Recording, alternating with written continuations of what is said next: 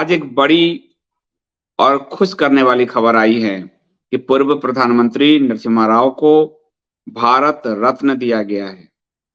India speaks daily के सारे दर्शक इस बात को जानते हैं कि बाबरी विध्वंस में नरसिम्हा राव की क्या भूमिका थी।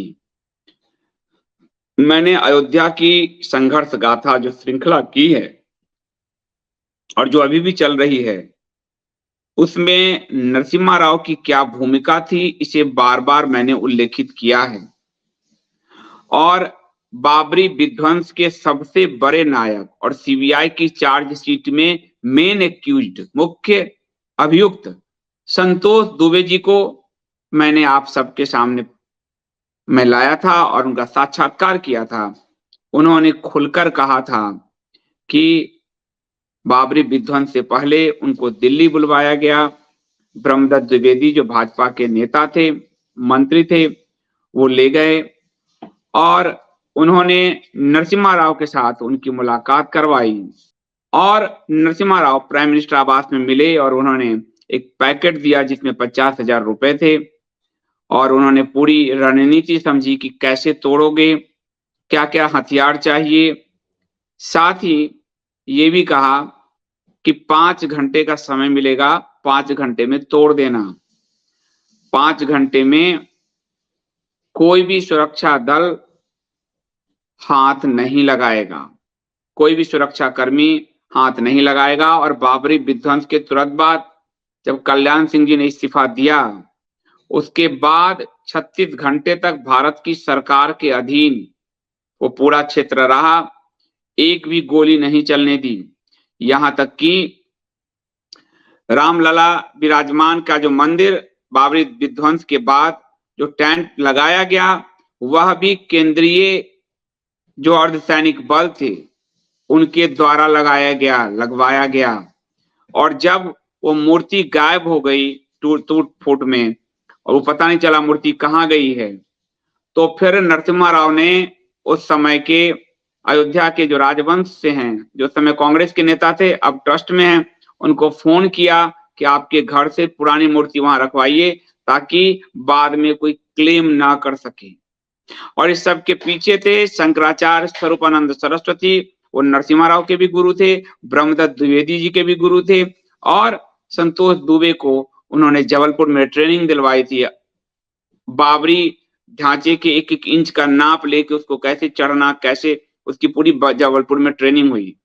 तो आज नरसिम्हा राव के को जो ये मिला है, मुझे प्रसन्नता है, इसलिए कि इस दौरान मैं नरसिम्हा राव की भूमिका पे लगातार बोल रहा था, आप सब लगातार सुन रहे थे और इस दौर में अगर मिलता है तो एक भावनात्मक सा जुड़ाव हो जाता है।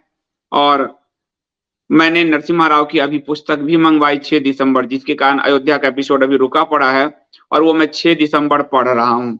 तो जब मैं अभी ये भारत रत्न देखा, उससे पहले 6 दिसंबर पढ़ रहा था, तो एक कनेक्टिविटी जो है वो हुआ और प्रसन्नता है कि नरसिम्हा राव को अभी के दौर में आप अगर देखेंगे अयोध्या में राम मंदिर के उद्घाटन से पहले और बाद, तो नरसिम्हा राव की भूमिका पे आपको सिर्फ अपने ही चैनल इंडिया स्पीक्स डेली पे आपको पूरा एक एपिसोड मिलेगा। तो इसलिए नरसिम्हा राव को भारत रत्न देने के लिए मैं भारत के प्रधानमंत्री वर्तमान नरेंद्र मोदी और भारत सरकार दोनों का धन्यवाद करता हूं। इसके अलावा चौधरी चरण सिंह जी को, जो पूर्व प्रधानमंत्री थे और वो अपना बहुमत भी साबित नहीं कर पाए थे, मोरारजी की सरकार गिराकर चौधरी चरण सिंह की सरकार बनवाई गई थी और बहुत बड़े वो किसान नेता रहे, पूरा जो पश्चिमी उत्तर प्रदेश है। तो चौधरी चरण सिंह को भी दिया गया भारत रत्न। और इसके अलावा MS स्वामीनाथन आयोग आप लोग सुनते होंगे एग्रीकल्चर को लेकर, MS स्वामीनाथन, जिनको हरित क्रांति का जनक माना जाता है, जिसके कारण खाद्यान्न में भारत आत्मनिर्भर हुआ। इंदिरा गांधी के समय उन्होंने हरित क्रांति की और उससे पहले अमेरिका में लाल गेहूं, खाने वाला गेहूं नहीं होता, वो सप्लाई करता था। उस समय इंदिरा गांधी जब गई थी तो अमेरिका ने बहुत अपमानित भी किया था। तो MS स्वामीनाथन ने हरित क्रांति को जन्म दिया, तो उनको भी भारत रत्न दिया गया है, इसके लिए भी धन्यवाद। यहाँ मैं बताऊंगा कि भाजपा की सरकार ने, मोदी सरकार ने राजनीति तो जो राजनीति में है वो करेगा, इसमें कोई वो नहीं है।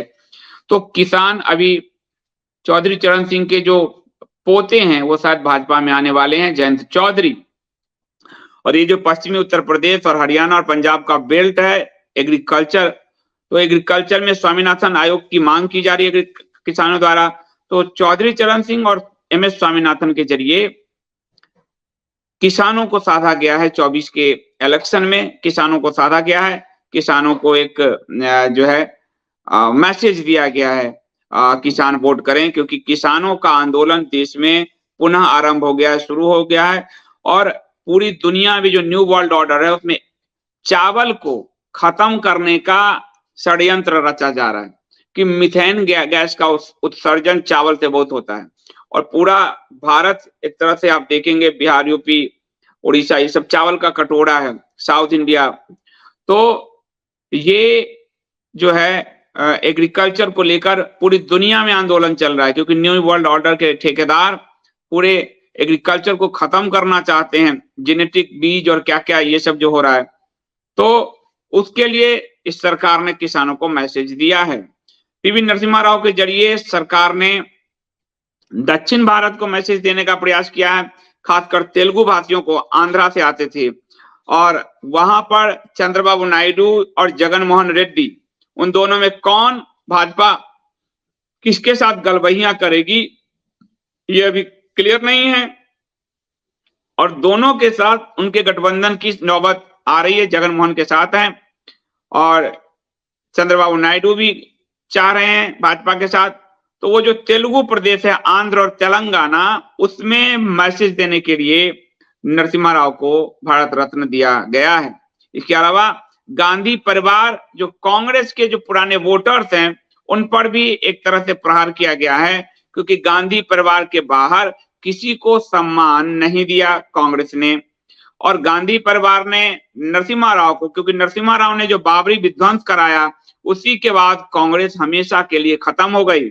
नरसिम्हा राव को उम्मीद थी कि इससे अगला जो इलेक्शन होगा और मैं जीतूंगा तो राम मंदिर भी बनवा दूंगा, तो हिंदू उनको वोट करेंगे, लेकिन हिंदू ने उनको वोट नहीं किया, हिंदू ने वोट किया भाजपा को, और मुस्लिम उनसे दरक गए, इसलिए कांग्रेस खत्म हो गई। इसलिए आखिरी जो राजीव गांधी के समय बहुमत मिला था कांग्रेस को, उसके बाद पूर्ण बहुमत कभी नहीं मिला कांग्रेस को, और नरसिम्हा राव ने को हिंदुओं का सपोर्ट नहीं मिला और मुस्लिम दड़क गए। तो उसके बाद जो कांग्रेस कमजोर हुई, उसके लिए सोनिया गांधी कभी इनको माफ नहीं कर पाई। और इसलिए सोनिया गांधी कहते हैं, जब दिल्ली में सभी गांधी परिवार आदि के पूर्व प्रधानमंत्रियों के स्मारक हैं दिल्ली में, तो नरसिम्हा राव का स्मारक नहीं बनने दिया, उनके शव को वहीं गृह प्रदेश ले जाया गया। और वहां भी कांग्रेसी इतने निकृष्ट थे कि अध जले नरसिम्हा राव के शव को छोड़कर भाग गए। नरसिम्हा राव को एक और बड़ा श्रेय जाता है, जो आज का मिडिल क्लास है, मध्य वर्ग, ये खड़ा किया हुआ नरसिम्हा राव का है। भारत की अर्थव्यवस्था टूट चुकी थी और नरसिम्हा राव से पहले जो चंद्रशेखर थे प्रधानमंत्री, उनके समय स्थिति ये आ गई थी कि हमारे देश के सोना को गिरवी रखना पड़ा था, और नरसिम्हा राव ने नेहरू के समाजवाद को खत्म किया, यानी लाइसेंस कोटा राज को खत्म किया। जिस आर्थिक उदारीकरण का श्रेय मनमोहन सिंह को दिया जाता है, असल में उसका पूरा जनक नरसिम्हा राव हैं। लेकिन मीडिया और नैरेटिव का जो कल्चर है वो आज के दौर में भी आप देख रहे हैं कि सुप्रीम कोर्ट के निर्णय को भी सरकार का बताया जाता है, और है जो आपने देख ही लिया राम मंदिर आदि में। तो मनमोहन सिंह का कद गढ़ा गया, क्योंकि गांधी परिवार नरसिम्हा राव को पसंद नहीं करती थी, तो इसलिए मनमोहन सिंह का कद गढ़ा गया। मनमोहन सिंह ने वही किया जो नरसिम्हा राव ने करवाया। मनमोहन सिंह का अपना दिमाग कुछ नहीं, नरसिम्हा राव, और वो बहुत बड़े सुधारक थे नरसिम्हा राव।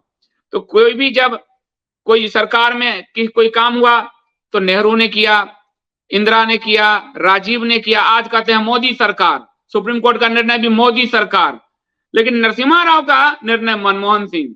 ये जो दोहरापन है हमारी मीडिया का, हमारे इंटेलेक्चुअल लोगों का,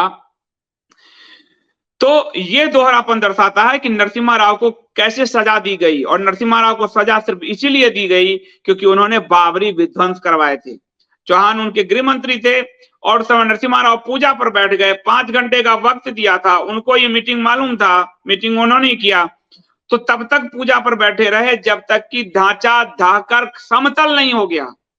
समतलीकरण करवा दिया है पूरा, सैनिक वैनिक भी लग के सैनिक समतलीकरण करवा दिया। जब तक हो नहीं गया तब तक वो पूजा से नहीं उठे, तो जब तक प्राइम मिनिस्टर ऑर्डर देगा नहीं तो कैसे गोली चलेगी, चल नहीं सकती, गृह मंत्री भले छटपटा के रह जाए।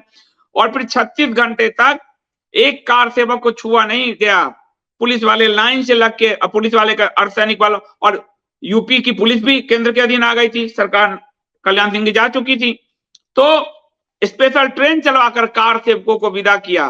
कार सेवकों को मुलायम सिंह, मुल्ला मुलायम ने जहां गोली चलवाकर 90 में कार सेवकों को मारा, नरसिम्हा राव ने स्पेशल ट्रेन चलवाकर हिंदू कार सेवकों को बाहर निकाला।